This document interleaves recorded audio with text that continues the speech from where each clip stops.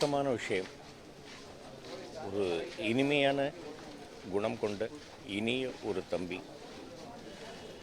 ஆரம்ப காலத்திலிருந்து அவர் உடலை கட்டுக்கோப்பாக வைத்திருந்து அந்த ரோபோ மாதிரி டான்ஸ் பண்ணும்போதெல்லாம் பார்த்திருக்கிறேன், ரசித்திருக்கிறேன். ஆரம்ப காலத்திலிருந்து அவரோடு நல்ல பழக்கம். அண்ணன் அப்படின்ற வார்த்தைக்கு மறு வார்த்தை பேச மாட்டாப்புல. பொண்ணோப்பில் குழந்தை அவருடைய மகள் பெரிய மனுஷி ஆனப்போ அதுக்கெல்லாம் கூட என்னை கூப்பிட்டுருந்தார். ரொம்ப தங்கமான குணம் குணமுடையவர் அவர்.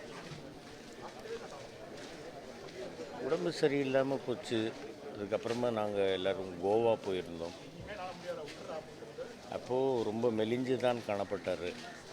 பாப்பா அவருடைய மனைவி அவருடைய மகள் கூடவே இருந்து அவருக்கு எல்லாம் பண்ணி கொடுத்து பணிவிடை பண்ணி பார்த்து கொண்டார்கள்.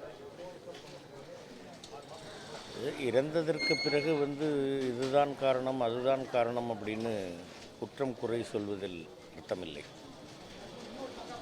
அவருடைய நேரம் இந்த பூமியில் வாழ்வதற்கு அவருக்கு விதிக்கப்பட்டிருந்த நேரம் முடிந்திருக்கிறது.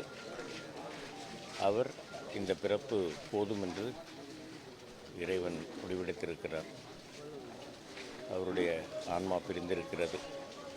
அவருடைய குடும்பத்தாருக்கு என்னுடைய ஆழ்ந்த இரங்கல்கள். அவருடைய ஆன்மா சாந்தி அடையட்டும்.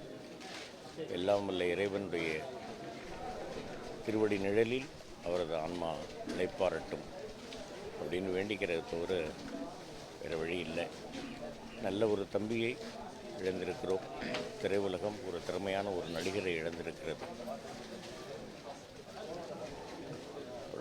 வேறு ஒன்றும் சொல்கிறதுக்கு இல்லை.